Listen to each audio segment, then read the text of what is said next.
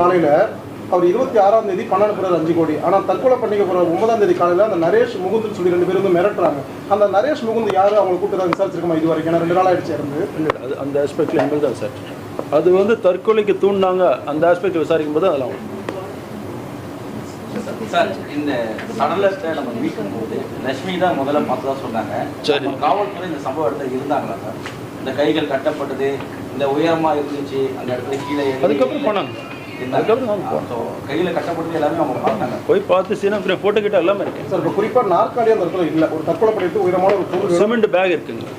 Cement பேக்கும் பக்கத்தில் தான் சார் இருக்குது. அதுக்கு நேராக அந்த தூக்கு பேருக்கு நேராக இல்லை. எப்படி அங்கே இருந்தால் பண்ண முடியும்? ஒரு சந்தேகம் காமன் பீப்புளுக்கு. அவங்களை கொண்டு போய் சீனில் கூட்டு போய் உங்களுக்கு எக்ஸ்பிளைன் பண்ணுறேன். சரியா? இல்லை சார், தெரியும் சார். அது எங்களுக்கு தொழிலே அதுதானே எங்களுக்கு. அவங்க சப்போர்ட் என்ன புகார் கொடுத்தாங்க சார்? லட்சுமி என்ன புகார்?